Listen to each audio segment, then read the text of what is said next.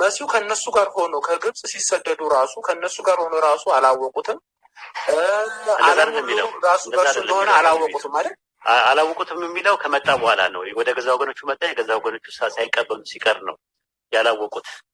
ወይም ደግሞ በሌላ አባባል መጣ የተባለውማ እኮ በኋላ ላይ ነው አይደል? እንደ ኡስታዝ በኋላ ላይ ይላል መሰለህ። ዮሐንስ ወንጌል ምዕራፍ 1 ቁጥር 8 እና 9 ላይ እና እስከ 10 ብትመለከተው እውነተኛ ብርሃን ወደ ዓለም መጣ ካለ በኋላ ምንድነው መጣ የሚለው ነገር ይመጣ ነበር ነው። አማርኛው ተሳስቷል። ግሪከኛው እውነተኛ ብርሃን ወደ ዓለም መጣ ካለ በኋላ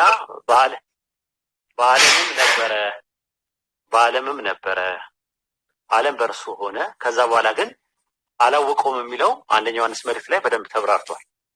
ራሱ ኃጢአትን የሚያደርግ አላወቀውም፣ አላወቃችሁኝም ይላል። አላወቃችሁኝም የሚለው አይሁዳኖችን ብዙ ቦታ ላይ አላወቃችሁኝም ማለት አይሁዳኖችን ነው የሚያመለክተው እንጂ በፊት እንትን አይደለም ራሱ ማለት ነው። ነበረ የሚለው ነገር ሶስት ነገር ነው።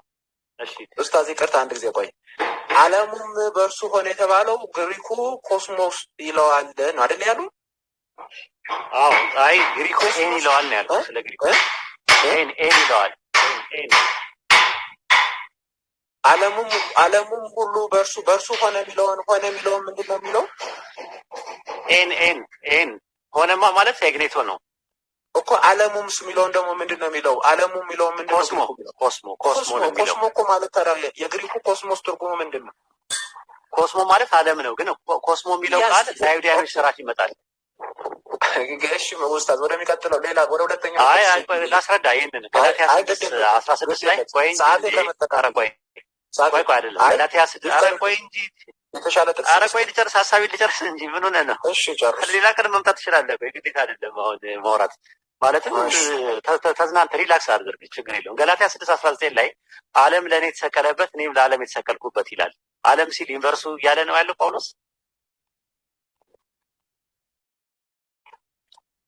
ዓለም ሲል እያለ ያለው ህዝቡን ነው።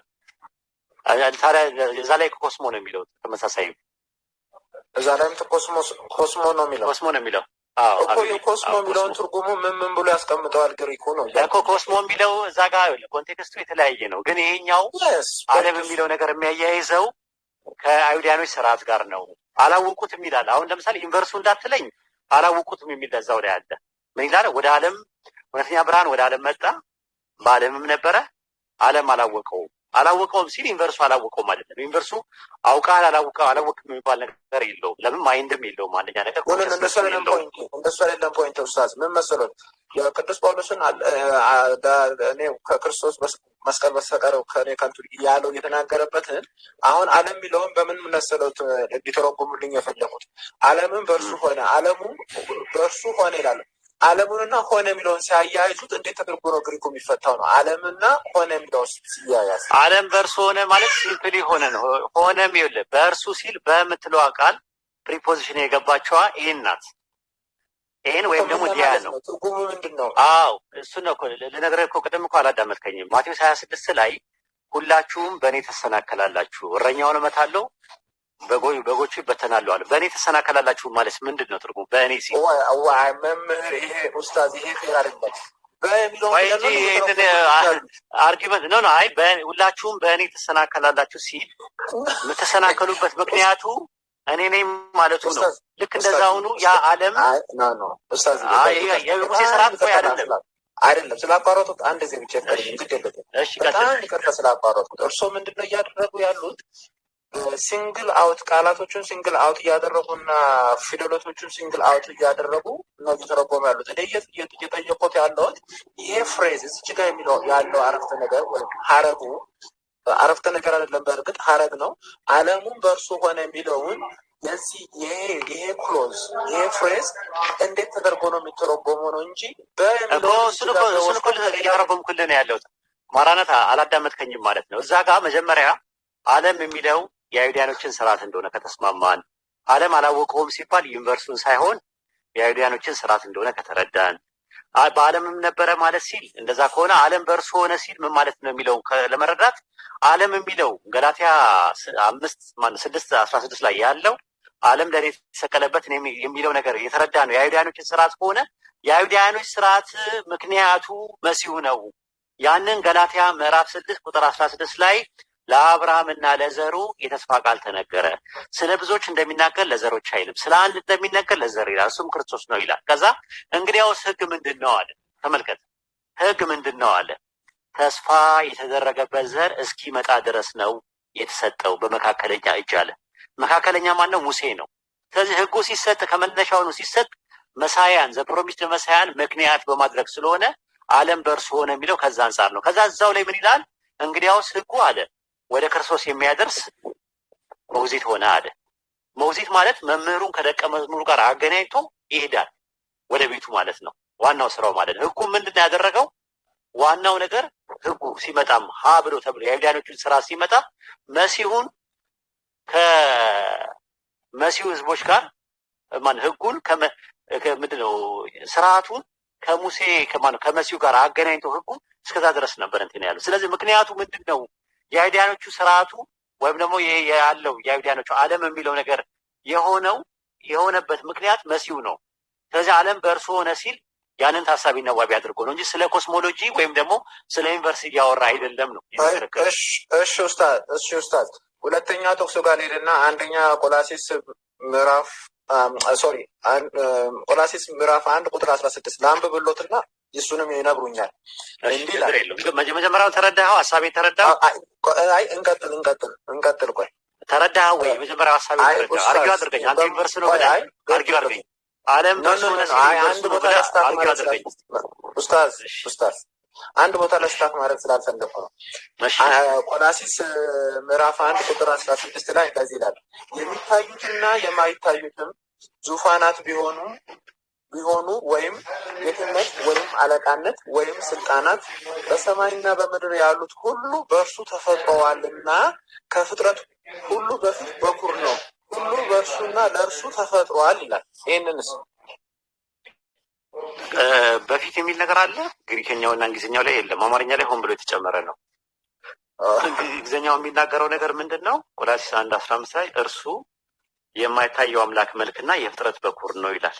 ወይም ደግሞ በእንግሊዝኛ ላይ who is the image of the invisible God and እርሱ አይደለም ይላል 15 እርሱ 15 ነው። ሙሉ ላብራራ ነው 15 ላይ እኮ 16 ነው ያልኩት ኡስታዝ እኮ ሙሉ 16 ላይ ነው ያለው። አንድ ላይ ነው ያሉት 15 እና 16 አንድ ላይ ነው ተጣምሮ ያለው። የመጀመሪያው በአራት ነጥብ ሲዘጋ 15 ነው፣ የሚቀጥለው 16 ነው። 12ቱም 15 እና 16 አንድ እንትን ላይ ነው ያሉት። ማየት እንችላለን። አንድ ሴግመንት ከፈለጉ አንድ ሴግመንት ኡስታዝ አንድ ሴግመንት አንድ ላይ ነው ያሉት ነው እኮ አማርኛ ላይ አንድ ላይ ነው ያሉት ነው ያልኩት እኔ። ገባኝ። ግን አማርኛውንም እኮ ላስረዳት ብዬ ነው። አማርኛው ራሱ አንድ ሴግመንት ነው። አማርኛው 15 እና 16 ተያያዘ እንጂ 15 ነው። እንግሊዝኛው ቢጀምረው ከ15 ነው። እኔም ደግሞ ከ15 ነው የጀመርኩት። እርሱ የማይታየው አምላክ መልክና የፍጥረት በኩር ነው ይላል አይደለ? ከዛን ጀምር አርጊመንቱን። እርሱ የማይታየው አምላክ መልክና የፍጥረት በኩር ነው ይላል። እዚህ የፍጥረት በኩር ነው ማለት ምን ማለት ነው? ትርጉሙ ስንት ላይ ነው የፍጥረት በኩር ነው የሚለው? 15 ላይ ጃር እንደ ጀምር ያሉት እንግሊዝኛውን አንድ ያወጣለት አማርኛው አይለያየውም። አውቀው ለያይቶታል ሁለቱን። እንግሊዝኛው አይለያየዋል እኮ መምህር፣ አይለያየውም። እንግሊዝኛው አይለያየዋል። ይኸው ይሁት። አይ ትክክለኛ የሚያስቀምጠው ግሪከኛውና እንግሊዝኛው አንድ ነው እኮ። 16ን ያንብቡ፣ እንግሊዝኛውን 16ን ያንብቡ እኮ። 15ን ጀምራ መጀመሪያ እና ወደ 16 እንገባለን። ኡስታዝ ቅድም እኮ ነው 15 እና 16 አማርኛውን አንድ ላይ ተያያዙ ናቸው። አይ አንድ ላይ ተያያዙ ስለሆኑ አንድ እናንብበው። ታገሱ ማራናታ። እሺ who is the image of the invisible God አለ and ይላል ግሪከኛው። ያው the first born of every creature አለ። ምን ማለት ነው? ምን ማለት ነው? እየተከታተልኩት ነው። እርሱ ያስረዱኝ፣ እንደዛ ይሻላል። እርሱ የማይታየው አምላክ መልክና አለ። ይኸው እርሱ የማይታየው አምላክ መልክና የፍጥረት ሁሉ በኩር ነው አለ። በኩር የተባለው ኢየሱስ ከወንድሞቹ መካከል የተረተተ ያለ ነው። ከዛ በኋላ ምን ይላል? በሰማይና በምድር ያሉት ሁሉ በእርሱ ተፈጥረዋል አለ። አለቅነት፣ ስልጣናት፣ ጌትነት፣ ኃይላት ሁሉ በእርሱና ለእርሱ ተፈጥረዋልና ይላል። እነዚህ የተፈጠሩት በሰማይና በምድር ያሉት የተባሉት እነማን ናቸው? ቀጥር ማራታ ናቸው። ኡስታዝ ምንድን ነው በሰማይና በምድር የተባሉት? በሰማይና በምድር ያሉት ክርስቶስ ተፈጥሯል የሚል ጥቅስ የለም። በእርሱ ተፈጥረዋል ነው የሚለው። ተፈጥሯል ክርስቶስ ተፈጥሯል። በእርሱ የተባለው ማን ነው?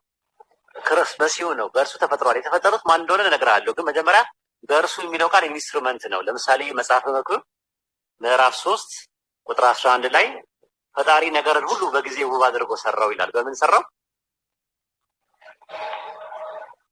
በምን ሰራው ይላል ፈጣሪ? ጊዜ ኢንስትሩመንት ነው ሊሉኝ ነው እንዴ? አዎ በጊዜ ሁሉ ነገር ነው የሰራው ማለት ምን ጊዜ የሆነ እንደምን ልበሉት ጊዜ አንድ አይነት ነው። ግሪከኛው ቃል ይሄን ነው ብሎ የሚጠቀመው እኮ ልክ በጊዜ ሁሉን ነገር ሰራ ማለት ጊዜ ፈጣሪ ነው ማለት አይደለም። አመሰግናለሁ። እሺ እዚች ጋር በእርሱ የተባለው ቱልስ ነው ብለዋል። በእርሱ ተፈጥሯል የተባለው ያ ቱልስ ፈጥሯል አይደል? አልፈጠረም። አረ ኡስታዝ እያለ ይኸው በእርሱ ተፈጥሯል እያለ እኮ በእርሱ እኮ እሱ ብቻ አይደለም፣ በጊዜም ተፈጥሯል፣ በሴትም ተፈጥሯል። ለምሳሌ አንደኛ ቆሮንቶስ ምዕራፍ 11 ቁጥር 7 ላይ ሴት ወንድ በሴት ተፈጥሯል ይላል። ያኔ ሴት ፈጣሪ ናት ማለት አይደለም፣ ኢንስትሩመንት ናት። ዋይት ኦኬ ኡስታዝ በሴት ተፈጥሯል ሲባል ሴት ኢንስትሩመንት ሆነች። ኢንስትሩመንት ሆነችበት ሲባል ምን ማለት ነው? ያለውን ምን ማለት እንደሆነ ወደ እዛ ውስጥ ገብተን አልዘረዝርሎትም አይደለም። ኦኬ በሴት በኩል ማለት ነው። ሁሉም በጊዜ ተፈጥሯል ሲባል ደግሞ ያ ጊዜም ደግሞ ቱልስ ሆኖ ተፈጥሯል አይደለም እንዴ? በጊዜ ተፈጥሯል ሲባል በጊዜ ውስጥ ነው የፈጠረው። በጊዜ ነው የፈጠረው ማለት ጊዜ ፈጣሪ ነው ማለት እንዳለው ነው ሁሉ። በሴት ነው የተፈጠረው ወንድ ሲባል ደግሞ ሴት ፈጣሪ ናት እንዳለው ነው ሁሉ። በሰማይና በምድር ያሉት ሁሉ በክርስቶስ ተፈጥረዋል ሲባል ክርስቶስ ፈጣሪ ነው ማለት ሳይሆን አንደኛ ኢንስትሩመንት ነው። ሁለተኛ ነገር ደግሞ በሰማይና በምድር ያሉት የተባሉት ስለ መላእክት ወይም ስለ ፀሐይ፣ ስለ ጨረቃ፣ ስለ ከዋክብት አሊያም በምድር ላይ ስለ እንስሳት፣ ስለ እጽዋት እያወራ አይደለም። ቁጥር 20 ላይ አይደለም። በሰማይና አይደለም እንጂ ኡስታዝ ቁጥር 20 ላይ ቁጥር 20 ላይ የማይታዩትም እኮ አለ እኮ ባይሄው ቁጥር 20 ላይ አንድ ያውጣለት እዛው ቆላሲስ 1:20 ላይ ያውጣለት። ቁጥር 20 ላይ ከመሄዳቸው እኮ ምን እንደሆነ በሰማይና በምድር ያሉት ምን እንደሆነ ይነግርሃል እኮ። ቆይ አንዴ እሺ፣ ቆይ ወደ ሰፊው ማራናታ እቺን ያዳምጡኝ። 20 ላይ ለምን አትረጋጋም? እንትን ብለሃል እኮ ኢሪቴት በጣም ምን አለ አቸኩለ ከሆነ ውጣ። ችግር የለም። እሺ ቀጥለሽ።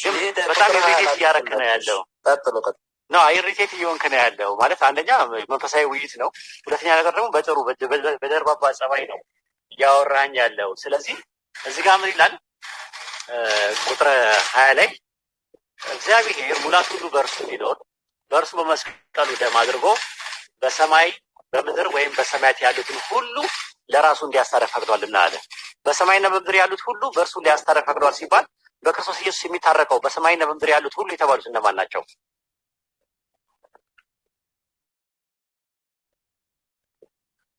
እነማን ናቸው? ማራናታ ይጨርሱ እየሰማሁት ነው። እነማን ናቸው? በሰማይና በምድር ያሉት ሁሉ ሲባል በሰማያት ያሉት ሲባል ስለ ፀሐይ፣ ስለ ጨረቃ፣ ስለ ከዋክብት አሊያም ስለ መላእክት አይደለም። ምክንያቱም በሰማያት ያሉት መላእክቶች ፀሐይ፣ ጨረቃ፣ ከዋክብት ሊታረቁ አይችሉም። ለምን? ቀድሞውኑ ስላልተጣሉ። በአዳም የተነሳ ተጣልቷል የተባለው ሰው ነው። በምድር ያሉት ሲባል ስለ እንስሳት፣ ስለ እጽዋት፣ ስለ ማዕድናት እያወራ አይደለም። በሰማያትና በምድር ያሉት ሲል ሁሉ የሚለው ቃል አንጻራዊ ሆኖ የመጣ ነገር ነው። ለምን? ሁለተኛ ቆሮንቶስ 5:16 እና 17 ማንም ቢሆን በክርስቶስ አዲስ ፍጥረት ነው፣ አሮጌው ነገር አልፏል፣ ሁሉ አዲስ ሆኗል። ስለዚህ በሰማይና በምድር ያሉት በክርስቶስ ኢየሱስ የታረቁት አማኞች በክርስቶስ ኢየሱስ አማካኝነት አዲስ ፍጥረት ሆነዋል ለማለት ተፈልጎ እንጂ ስለ ዘፍጥረት አንድ ላይ በረሺት ባራ ኤሎሂም ኤታ ሸማይም በኤታ አሬስ ተብሎ ስለሚባለው ነገር አይደለም እየተናገረ ያለው። ያው አሁን ማውራት ትችላለህ። እኔ እንደዚህ ነው ብዬ ከማወራ ይሄንን ደግሞ ከዚህ ጋር ስለሚያያዝልኝ እኔ በጥቅስ ነው ማውራት የምፈልገው። ዕብራውያን 1 ምዕራፍ 1 ቁጥር 2 ክፈትላቸው ፌሰል አሁን ያሉትን ይሄንን ደግሞ አሁን ቆላሲስን በተረጎሙበት ቅድምም ዮሐንስ 1:10 በተረጎሙበት አርጊመንት ምንም ይሰራል። ዕብራውያንን 1:2 ደግሞ ምን ብሎ ነው የሚተረጎሙልኝ? ዕብራውያን 1:2 ያሉት ቆላሲስ ምዕራፍ 1 ቁጥር 15 ላይ መሞገት አልቻልክም። ኖ በሰማይና በምድር ያሉት እኔ እኮ አሁን እርሶ ምን እያደረጉኝ ነው ያሉት? እርሶ ምንድን ነው እኔ ፈጥሯል ብዬ ኢየሱስ ክርስቶስ ፈጥሯል ብዬ የማመጣቸው ሪፊዩት እያደረጉ አይደል ያሉት። ስለዚህ አሁን እኔ በጥቅስ ነው ማወራው እኮ አልኩኝ። አሁን ቆላሲስ 1:15 እና 16 ቆላሲስ 1:15 ላይ ጨርሰናል። አሁን መምህር እያወራው እኮ ነው። አልጨረስኩም እኔ መምህር እያወራው አይደል እንዴ? አሁን እርሶ ያሉትን እኮ አልኩኝ እኮ በቆላሲስ ምዕራፍ 1:15 እና 16 እኔ ማወራው በመጽሐፍ ቅዱስ ጥቅስ ነው። እሱ ደግሞ ዕብራውያን 1:1 ላይ ነው። እባክህን ክፈት እስቲ ፌሰን።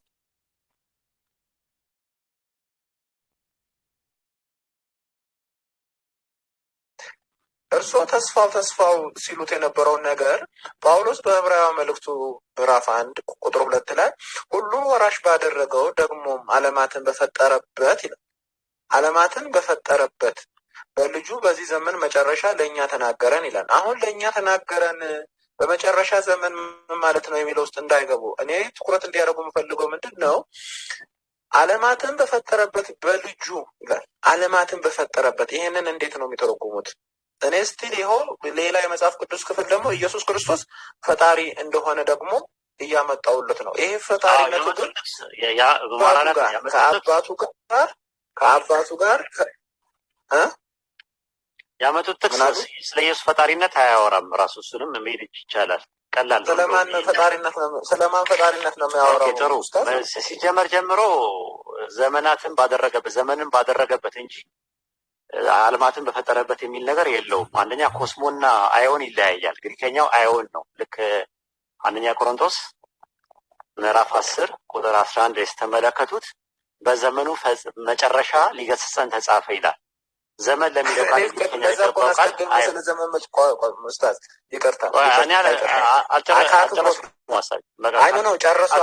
ምክንያቱም በጣም እየታገስኩኝ ነው ማውራ ትኩረት እኔ እያወራ ያለው ስለ ዘመን መጨረሻ አይደለም ማውራው። ዘመን ስለሚለው ቃል አዮን የሚለው የግሪከኛው ቃል እንዴት እንደገባ ለማሳየት ስለፈለኩኝ እንጂ ዘመን መጨረሻ የሚለውን ትቶ ዘመን ብቻ ብሎ ያዙት እኮ። መጨረሻ የሚለውን ተወው አልኩ እኮ። እኔ ቃሉን የፈለግኩት አዮን የሚለውን ቃል የሚተውት ኡስታዝ፣ ዘመን የሚሉትን የሚተውት ለምን ተዋለው?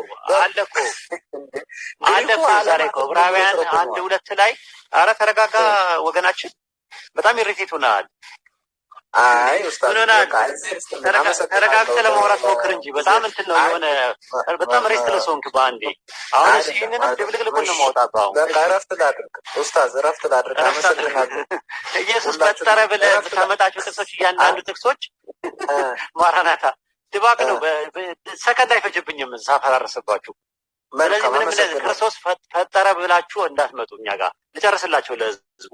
አይ ነው ይቅርታ አድርጉልኝ፣ ግን ይቅርታ አድርጉልኝ። መጨረስ አለብኝ። አይ ኡስታዝ በቃ እረፍት አድርግ። እሺ አይ ነው እረፍት አደርጋለሁ። እሺ ኦኬ እረፍት ቤት አድርግና አዳም አታድርጉኝ። እኔ እኮ እሺ እኮ እያልኩኝ ያሉት ያሳብ ይስሙኛ እኮ እረፍት አድርጋ ላውራበት እኮ አላስወራኩ አልከኝ እኮ ማራ እኮ ነው እሺ ሂድ ከፈለክ ይኸው መሄድ ትችላለህ። አረ እንዴ ኡስታዝ ሰምቾት እስከ እንደ መሄድ ከፈለክ መሄድ ትችላለህ። ታዲያ አታወራ ነው እንዴ? ይኸውላችሁ ዕብራውያን ምዕራፍ 1:2 ላይ ዓለማትን ለሚለው የግሪከኛው ቃል የገባው አዮን ነው። አዮን ማለት ጊዜ ማለት ነው። አንደኛ ቆሮንቶስ ምዕራፍ 10:11 ላይ በዘመኑ መጨረሻ ለሚለው ቃል ዘመን ለሚለው ቃል የገባው እንደዛ ነው። ዕብራውያን 9:26 ላይም በዓለም ፍጻሜ ራሱን በመሰዋት ኃጢአትን ሊሽር አንድ ጊዜ ተገልጧልና ይላል።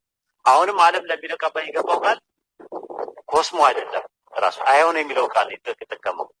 ስለዚህ ዘመናትን ባደረገበት በልጁ ነው። ልክ የዘመኑ ፍጻሜ ሲደርስ የሙሴ ዘመን መጥቶ ሲያከትም አዲስ ዘመን የሚባል ነገር በክርስቶስ ኢየሱስ አማካኝነት ተደርጓል። ፈጣሪ አዲስ ዘመን አምጥቷል፣ አዲስ ኪዳን አምጥቷል። ማርቆስ 1:14 ስትመለከቱት ዘመኑ ተፈጸመ አለ ኢየሱስ። የትኛው ዘመን የተፈጸመው ሲባል የሙሴ ዲስፐንሴሽን ዘመነ መግቦቱ አለቀ አለ። ስለዚህ ምን ጀመረ? አዲስ ዘመን ጀመረ። ፈጣሪ ደግሞ አዲስ ዘመን በሙሴ ጀመረውን አዲስ ዘመን አብቅቶ በኢየሱስ አዲስ ዘመን ተጀመረ ማለት ነው። ዕብራውያን 1:2 ላይ ያወራ ያለው ዘመንም ባደረገበት በልጁ ነው የሚለው። አዲስ ዘመን አድርጓል። በፈጠረበት አይደለም የሚለው፣ ባደረገበት ነው የሚለው። 12 ሐዋርያት አደረጋቸው ይላል። ፈጠራቸው ማለት አይደለም። ግሪከኛው ተመሳሳይ ቃል ነው የሚጠቀመው። ስለዚህ ይህን ይመስላል ለማለት ፈልጌ ነው። አይ ቲንክ የሚያመጣቸው ጥቅሶች በአጠቃላይ ዮሐንስ ወንጌል ምዕራፍ 1:9 እና 10 ላይ ያመጣቸውን ጥቅሶች፣ ቆላሲስ 1:15 ላይ እንዲሁም ዮሐንስ ወንጌል 1:3 ላይ እሱ አላነሳውም እንጂ አንደኛ ቆሮንቶስ ምዕራፍ 8 ቁጥር 6 ዕብራውያን 1:10 ምናምን የሚያጠቅሷቸው የሚያመጣቸው ጥቅሶች በአጠቃላይ በእኛ አርጊመንት ተመተዋል እና ከዛ አንጻር ነው ዩኒቨርሲቲ የሆነው። ጥሩ ጸባይ ነበረው። ቴንኪዩ ስለነበረን ጊዜ ፈይሰል አለ ልክ አይደለም ሳት ላይ ጥለኸኝ እኮ እኔ እኮ እንድታወሩ ነው። እኔ እኮ ለማዳመጥ ነበር የገባሁት። መኪና ጎማ እያስቀየርኩኝ ነው፣ ጋራጅ ነኝ ያለሁት እና አጋጣሚ እየጮሁ ምንም ነገር የሚመች ቦታ አይደለም የነበርኩት። ግን ልክ አይደለም እንደዛ እየጋለ ነበር። ለዛ ነው ኡስታዝ ያልተስማማችሁት። የሆነ ሰዓት አጋላችሁት። ሰምቶ የማያውቀውን ነገር ስለሰማ ነው። ኡስታዝ ባለፈው እስኪ አንድ ነገር ላንሳኒ። ባለፈው እኔና ባንድ ነን የሚለው ጋር ግሪኩ ሄስ እና ሚያ የሚለው ጋር ማለት ነው። ሄስ የሚገባው ለአንድ አካል ነው አይደል? ሄስ የሚለው ለአንድ አካል ነው፣ ለፐርሰን ይገባል። ስለዚህ ለእግዚአብሔር ገብቷል የሚል ነገር ስታውሩ ሰምቻለሁ መሰለኝ። ለአንድ አካል ከሆነ ስላሴ የለም ማለት ነው። አንደኛ ቆሮንቶስ ምዕራፍ 8 ቁጥር 6 ላይ አንድ አምላክ አብ አለን ይላል። ስለዚህ አንድ የተባለው አብ ሄስ የሚለው ቃል ነው የሚጠቀመው። ማርቆስ ወንጌል 12:29 ላይም እስራኤሎች ስማ ጌታ አምላካችን አንድ ጌታ ነው ለሚለው ቃል ሄስ ነው። አንደኛ ጢሞቴዎስ ምዕራፍ 2 ቁጥር 5 ላይ አንድ እግዚአብሔር አለና በአንድ እግዚአብሔርና በሰዎች መካከል ያለ አንድ አለ ሲል ለሁለቱም አንድ ክርስቶስም አንድ መካከለኛ አለ፣ አንድ አምላክ አለ። አብ አንድ አምላክ የተባለበት ኢየሱስ አንድ መካከለኛ ለተባለበት የገባው ቃል ሄስ የሚል ነው። በባልና ሚስቶች መካከል ያለውን ደግሞ ሚያ ብሎ ይጠቀመዋል። ሚያ ወይም ሚያስ ሚያን የሚል ቃል ይጠቀማል። ማቴዎስ ወንጌል 19:4 ላይ ማለት ነው። ዘፍጥረት 2:24 ላይ ያለውን ጥቅስ ሁለቱ አንድ ስጋ ይሆናሉ የሚለውን ሚያ የሚለው ቃል ነው የሚጠቀመው። እኔና አብ አንድ ነን ሲል ደግሞ የግዑዝ ጾታ ነው የሚጠቀመው። ራሱ ሄን የሚል ቃል ይጠቀማል። አንደኛ ቆሮንቶስ ምዕራፍ 3 ከቁጥር 6-8 እኔ ተከልኩኝ አጵሎስ ያጠጣ ነበር እግዚአብሔር ያሳድግ ነገር የሚተክልና የሚያጠጣ አንድ ናቸው ይላል። የዓላማ አንድነት ማለት ነው። ማቴዎስ ዮሐንስ ወንጌል ምዕራፍ 17 ቁጥር 11 ላይም እንደዛ አለ። እኔና አንተ አንድ እንደሆንን እኛ እንደኛ አንድ እንዲሆኑ አለ። ሐዋርያቶች አንድ የሚሆኑት የዓላማ አንድነት ነው። እንደማ እንደ አብና እንደ ወልድ ማለት ነው። ስለዚህ አብና ወልድ አንድ የሆኑት የዓላማ ነው። ይሄ ነው። የኤሰንስ ጉዳይ ከሆነ የምንነት ጉዳይ ከሆነ ደግሞ ሶስተኛ አካል አለ። ማን አለ? ማን አለ? በእነሱ ትምህርት ፈይሰል ወጣ እንዴ? ወይ ኡስታዝ ምን አላችሁ? ማን አለ? በኤሰንስ ጉዳይ ከሆነ በኤሰንስ አንድ የሆኑት ማን ናቸው? በእነሱ ትምህርት አብና ወልድ ናቸው። መንፈስ ቅዱስ ይቀራል። እኔና አብ አንድ ነን አይደለም ማለት ያለበት። እኔ አብ እና መንፈስ ቅዱስ ስንት ነን? ኦኬ አንድ ነን ብሎ ሶስቱንም አካል ማጠቃለል አለበት። የኤሰንስ ጉዳይ ከሆነ ለመንፈስ ቅዱስ ነው አያካትትም። ገብቶሃል አይደል? የእንትን ጉዳይ ማለት ዮሐንስ ወንጌል ምዕራፍ 14 ቁጥር 28 ላይ ደግሞ ከኔ አብ ምን ይላል አለ? ይበልጣል። ስለዚህ አሁን እንደዛ ሲል ዝቅ ስላደረገ ነው፣ ስጋ ስለለበሰ ነው ቃሉ። ዝቅ ያለው ከአብ ብቻ ነው። ይበልጣል ካለ ያው መንፈስ ቅዱስንም አላጠቃለሉትም ማለት ነው። ከመንፈስ ቅዱስም ዝቅ ብሏል። መንፈስ ቅዱስ ስጋ አለበሰማ፣ ሁለቱ ስጋ ካለበሱ ስለዚህ ከኔ አብና መንፈስ ቅዱስ ይበልጣሉ ማለት ነበረበት። ብዙ ቦታ ግን አይጠቀስም ማለት ነው ኡስታዝ አይደል? መንፈስ ቅዱስ መንፈስ ቅዱስ ሲመለክም አታየውም። ያመለከውም ሰው የለም፣ ወደሱ የጸለየም ሰውም የለም። አንደኛ ነገር ደግሞ የሚገርም ነገር ባህሪው የመውለድና የመወለድ ባህሪ የለውም። በክርስትና ውስጥ የሚመለክ የማይወለድ አምላክ ማን ነው? እርግብ ሆኗል የሚል ባይብል ላይ የለም። በእርግብ አምሳል መጥቷል ብለው የሚያጠቅሱት አይደል? እንደ እርግብ ነው ወረደ ነው የሚለው። እንደ እርግብ ወረደ ነው። እርግብ ከሰማይ እንደሚወርድ ሁሉ እሱም ከሰማይ ወረደ ነው እንጂ በእርግብ አምሳል መጥቷል አይደል? አይተው ከሆነ እንደ እርግብ ነው የሚለው፣ ወረደ ነው የሚለው። ሉቃስ ወንጌል ምዕራፍ 3፣ ማርቆስ ወንጌል ምዕራፍ 1፣ ማቴዎስ ወንጌል ምዕራፍ 3 እና ዮሐንስ ወንጌል ምዕራፍ 1። ጀዛከላሁ ኡስታዝ ነው። ሜቢ የሚመቻችሁ ከሆነ ሜሪ ነው አራት ልጅ እናንተ እሳት ላይ ታርከኝ ዞር ዝል የምትለው ነገር እሺ ተስፈለኝ ነው ደግሞ እሷ ምን ትበለኝ እንዴት አጣፋጠኝ ሶፊ ሰላም ትበለኝ ባይሆን ሻይ ቡና አላታለሁ።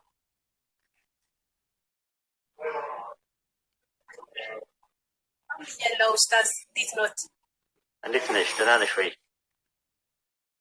አለሁ እግዚአብሔር ይመስገን። ጥያቄ ነበረኝ። እየፈራሁ እኮ ነው። ስታፈጭብኝ በጎሪጥ ነው የምትይኝ ደግሞ።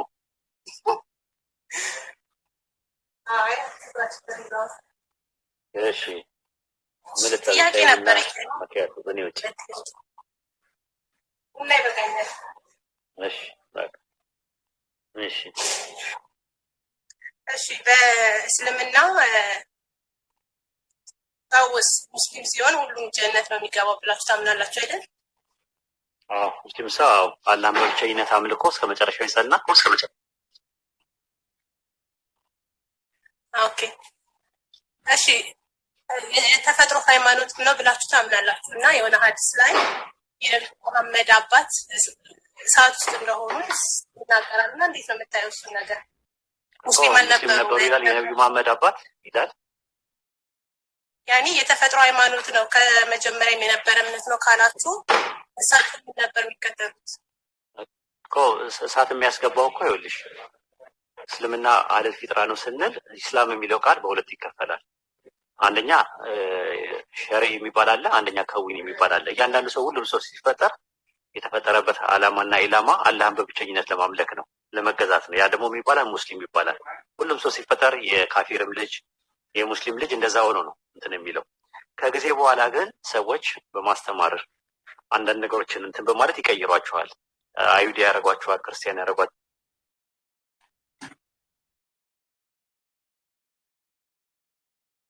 ያደረጓቸዋል እሳት ውስጥ ናቸው ብለው ረሱል ሰለላሁ ዐለይሂ ወሰለም ሲናገሩ ምን እንዳደረጉ አልተገለጸም። አንደኛ ነገር። ሁለተኛ አባት የሚለውን በሁለት ይተረጉሙታል። አንዳንዶቹ አባት የሚለው ቃል ለምሳሌ ያዕቆብ እስማኤልን ምን ብሏል? አባት ብሏል። አጎቱ ነው። እስማኤል ለያዕቆብ አጎት ነው፣ ግን አባት ብሏል። አባቶቼ ብሎ አባት ብሏል።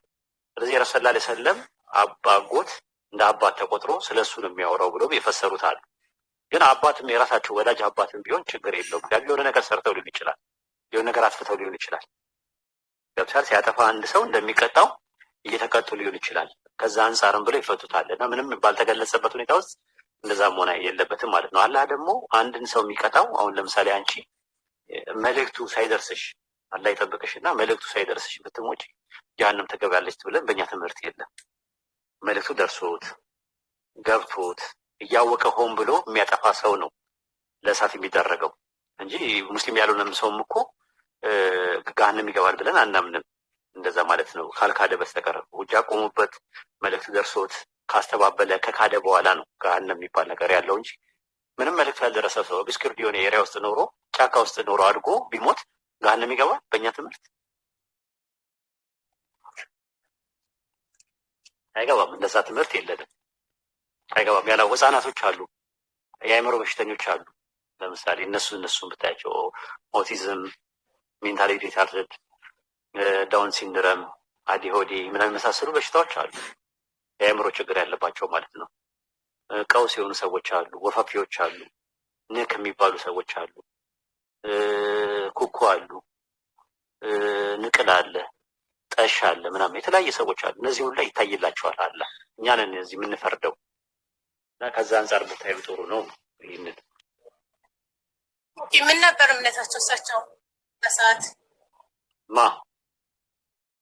አባታቸው እሳቸው አባት ማ የነብዩ መሐመድ ምንም አልተገለጸም ማለት ያው የሚሆነው ሐኒፍ እንደዛ ሳይሆን በተፈጥሮ አልተገለጸም ስልሽ እኮ መሰለሽ አድርገው ምን እንደወሰኑ ምንም የሚታወቀው ነገር የለም። በተፈጥሮ እኮ የሚባለው ነገር አንድ ሰው ለአቅመ አደምና ለአቅመ ሐዋ እስከሚደርስ ድረስ በአሉል ፊጥራ ውስጥ እስካለ ድረስ ሙስሊም ነው። ግን ምን አይነት ሲባል ቀዊኒ ነው፣ ኮዟል የሚሆነው ኮዟል፣ መንስኤያዊ ነው እስልምናነቱ ሙስሊምነቱ።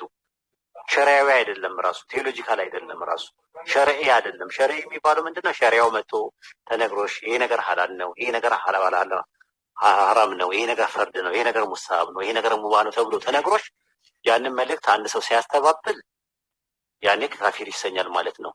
ከተቀበለ ደግሞ ሙስሊም ይሰኛል ማለት ነው ያ ሰው ማለት ነው። እንደዛ ነው ያለው ትምህርታችን እንጂ አንድ ሰው እንትን ስላለ አይደለም። ባይሆን እዛ አካባቢ ላይ ሁለት አይነት ነገር እንደነበረ ነው። የኢብራሂም መስመር የተከተሉ ሰዎች ነበሩ፣ ራሱ ሐኒፍ የሚባሉ መንገድ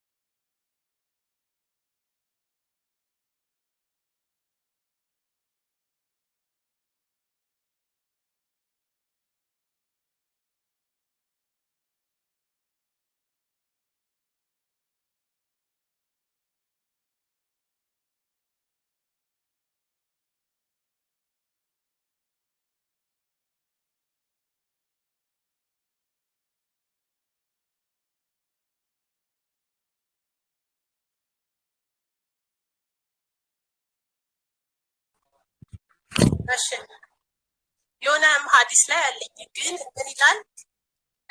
አላህንና ነብዩ መሐመድ አንድ ሰው እስኪከተል ድረስ እንዲገሉ ወይንም ደግሞ ምንም ነገር እንዲያደርጉ ያዛል ነው። እሱ ነገር እንዴት ነው? መጽሐፍ እንደዛ አይደለም የሚለው። እንደዛ ሳይሆን የሚለው የሰዎች ሁሉ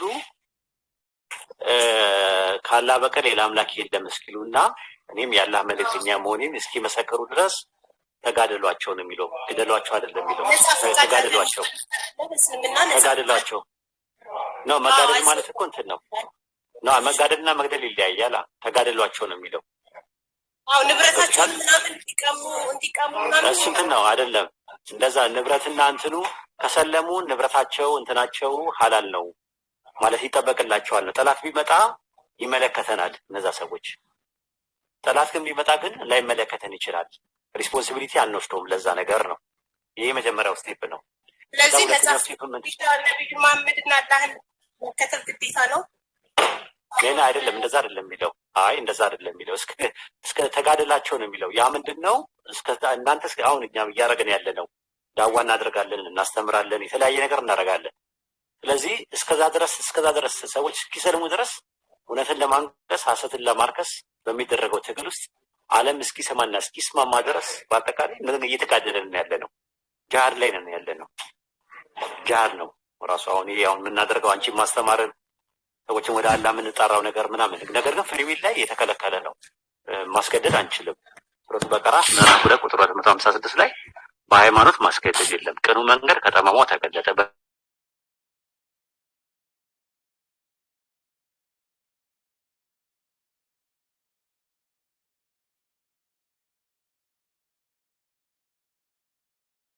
ምሰሶች ወይም ደግሞ የአምልኮ ምሰሶ ይባላል።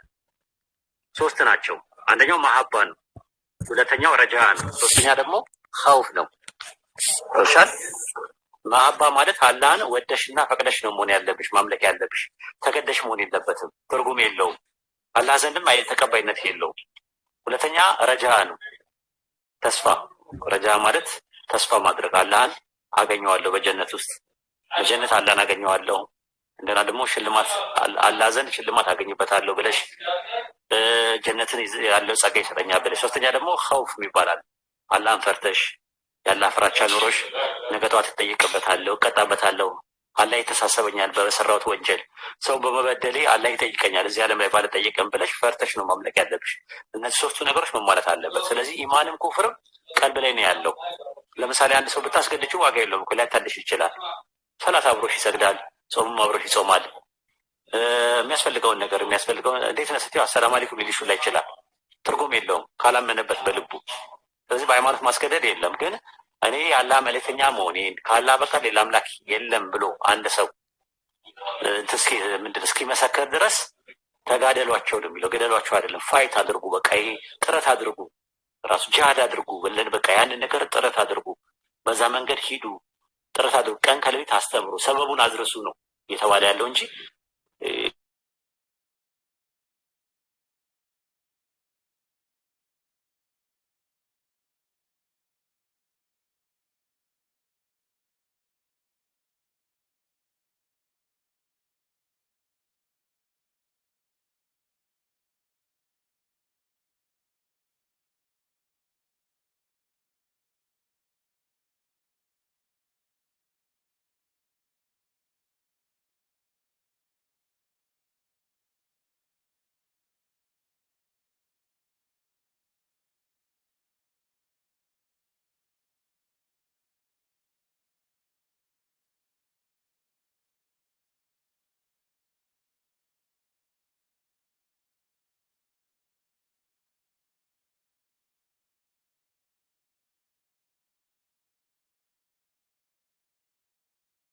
ዘካ እንደሚከፍለው ሁሉ ዘካ እንደሚያወጣው ሁሉ ክርስቲያንና አይሁዶች ደግሞ በዛ በሸሪዓው ሀገር ባለበት ደግሞ ጅዝያ ይከፍላሉ ማለት ነው።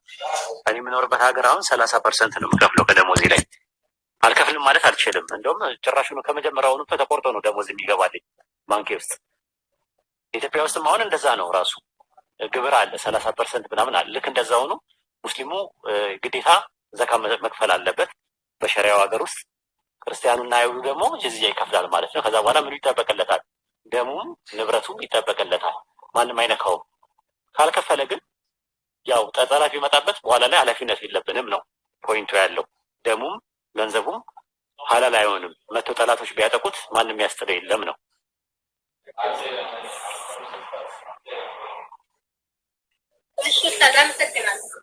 ምንም ችግር የለው። በርቺ እሺ፣ አንብቢ። እስልምና ይህንን ብርሃን ወላሂ ቀስ ብለሽ ረጋ ብለሽ ጊዜ ስጭው። የህይወትሽ ጉዳይ ነው። ብዙ አንቆይም እኛ መጨረሻ ላይ ይኸውልሽ የገነባሽው አካልሽ ስፖርት ትሰሪያለሽ? አይ አልሰራ። እኔ ስፖርት እሰራለሁ እና የገነባነው አካል ትራይሴፕስ ባይሴፕስ ቢሼፕ የሚባለው አካላችን የገነባነው አካላችን መጨረሻ ላይ ትተነው ነው የምንሄደው። ከአብራካችን የወጡ ልጆቻችን ትተን ነው፣ ንብረቶቻችንን ትተን ነው የምንሄደው። የሚቀረን ነገር ምንድነው? ያመንነው እምነት፣ የሰራነው መልካም ስራና የቀራነው ቁርአን ብቻ ነው መጨረሻ ላይ እንትን የሚሆነው።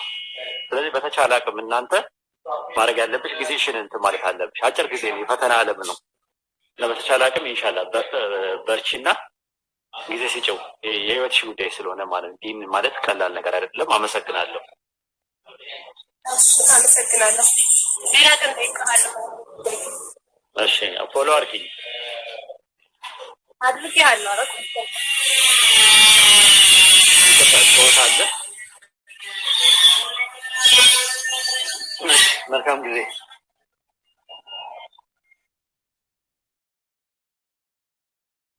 ቆይ እኔ አንድ ጥያቄ ነበረኝ። ወጣ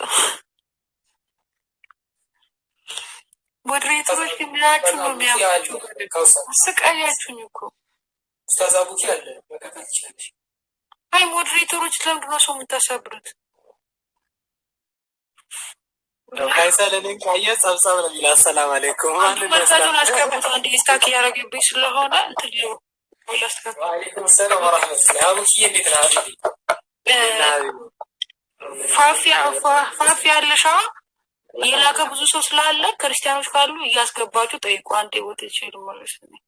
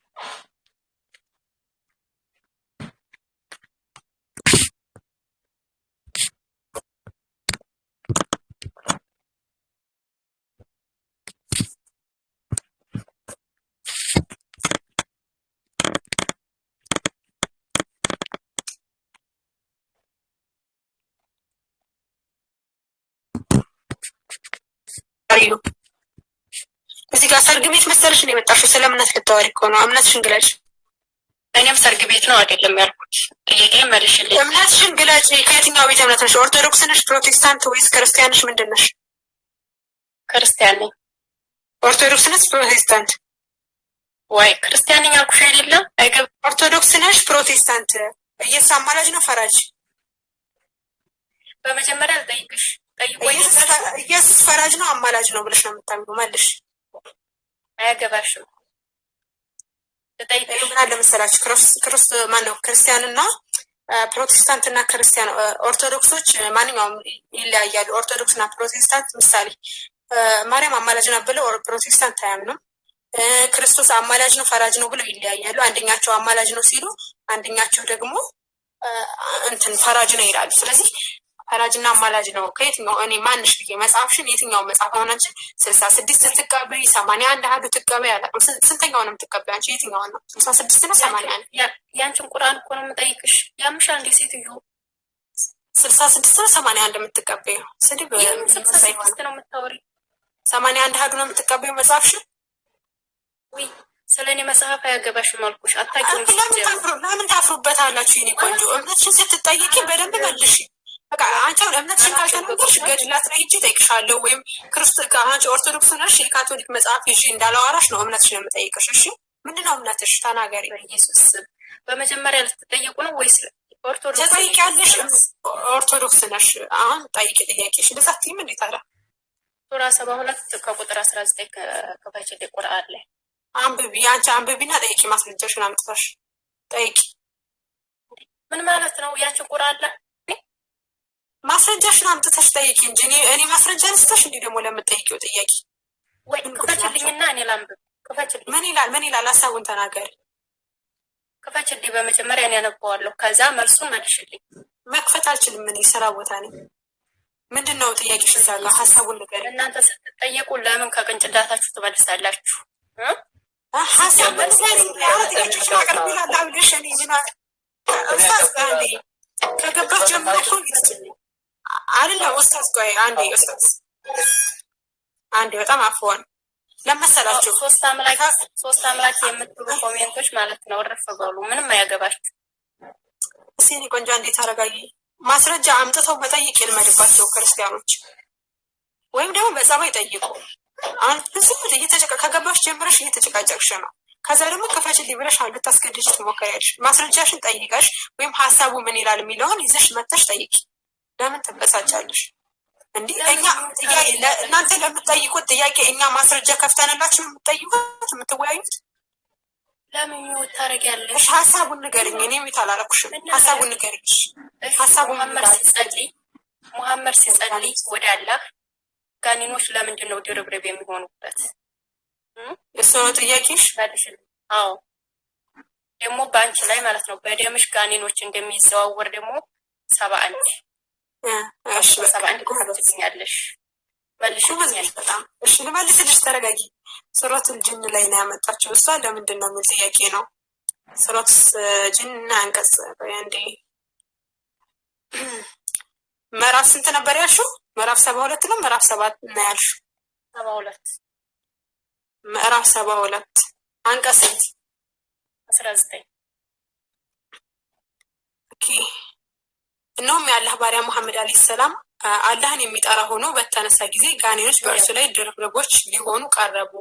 ማለትም አለ ከዛ እኔ የምገዛው ጌታዬን ብቻ ነው፣ በእርሱም አንድንም አላጋራም በል፣ እኔ ለእናንተ ጉዳትንም ቀጥታንም አልችልም በላቸው ይላል። እሺ እዚህ ጋር ጥያቄሽ ምንድን ነው? ሙሐመድ ሲጸልይ ለምን ጋኔኖች ይደራረቡበታል? በቅንጭላቱ ላይ በምኑ ላይ? ይሄ በቅንጭላቱ ላይ የሚያለቃሉ ምን ማለት ነው? በቅንጭላቱ ላይ የሚል አለ። ይደራረባሉ ማለት በሰውነቱ በሁሉም ላይ ነው። ገብቶሻል? በቃ አሁን እዛ ኃይለ ቃሉን ታዋጫለሽ። አሁን ኃይለ ቃሉን ታዋጫለሽ። ልክበተልሽና በቅንጭላቱ ላይ በምኑ ላይ የሚል ከሌለ ተወርጃለሽ። እሺ ምክንያቱም ውሸታም ትባያለሽ፣ ወይም ይቅርታ ጠይቂና እንትን ታያለሽ። አሁን በቅንጭላቱ ላይ ላልሽው አለይሂ ሰላምና ኃይለ ቃሉን ታዋጫለሽ። እነሆም የአላህ ባሪያ ሙሐመድ አላህን የሚጠራው ሆኖ በተነሳ ጊዜ ጋኔኖች በእርሱ ላይ ድርብርቦች ሊሆኑ ቀረቡ። ማለትም እኔ የምገዛው ጌታዬን ብቻ። አውጪ ኃይለ ቃሉን በቅንጭላቱ ላይ ያልሽው ይታለ ተርጉም። ይሄንን ተርጉም። በመጀመሪያ ኃይለ ቃሉን አውጪ። ኃይለ ቃሉን አውጪ። በቅንጭላቱ ላይ በአናቱ ላይ ተደራርበው ያልሽው ነው። ኃይለ ቃሉን አውጪ ይታለ በመጀመሪያ አስረጅኝ። ይሄ ምን ማለት ነው? ለምን ይደራረቡበታል? ውሸቴን ነው ያ ውሸታም ነሽ። አሁን አንቺ ውሸታም ነሽ። በቅንጭላቱ ላይ የሚለይት አለ እዚህ ጋር ይላል። ቅንጭላቱን ተይው ይላል አይደል? ቆይ መጀመሪያ መረዳት ያለብሽ እኮ ያስረዳሻለሁ። ውሸቴን ነው አይልም። በቅንጭላቱ ላይ በምኑ ላይ አይልም። ውሸቴን ከጊዜ ጨማምሪ ነው በይና እናስረዳሻል። ይሄ አዲስ አይደለም ያመጣሽው ጥያቄ፣ ብዙ ጊዜ የምንመልሰው ነው። ስለዚህ መጽሐፍ ቅዱስ አይደለም አትጨምሩ አትቀንሱ። ስለዚህ አለ ይላል በቅንጭላቱ ላይ ይላል። መጽሐፍ ቅዱስማ ይቀነስበታል። ከኪሳችሁ ትጨምራላችሁ። ጳውሎስ ደግሞ ይመጣና በርኑስ እናምጣልኝ ያለ ለጓደኛው መልእክት ይሰጣል። የኪስ የተጨመረ የእግዚአብሔር ቃል መሆኑ ራሱ የማይታወቅ መጽሐፍ ነው። ቁርአን እንደዛ አይደለም ወገኔ። ስለዚህ ከቅንጭላቱ ላይ የሚለውን አሁን ይለቃል። የለም ውሸቴን ነው በይ ኮሽ የለም ውሸቴን ነው በይ የሰው ሃይማኖት እንትናት በይ ገብቶሻል። የለም ውሸቴን ነው በይ ዋስተሻል። የለም ይላል ከቅንጭላቱ ላይ ምን ከቅንጭላቱ ላይ የሚላለ አንቺ ምንድን ነው ይላል ወይ ከቅንጭላቱ ላይ የሚላለ አይ ጎዶሎማ አንቺ ምን ቆንጆ በቃ ወደ ቁርአኑ ላይ እንደዛ የሚል አጣች ወደ ጎዶሎ ለምን አስረጅ ያልኩሽ እኮ ወዴን ነው ይቅርታ ነብዩ መሐመድ በቅንጭላታቸው ላይ ጅን ይራባል ያልሽው ስናየው የለም። ስለዚህ ይቅርታ ጠይቄ መጀመሪያ አስረጅኝ ይሄንን አልኩሽ አይደለም። በመጀመሪያ አስረጅ እኔ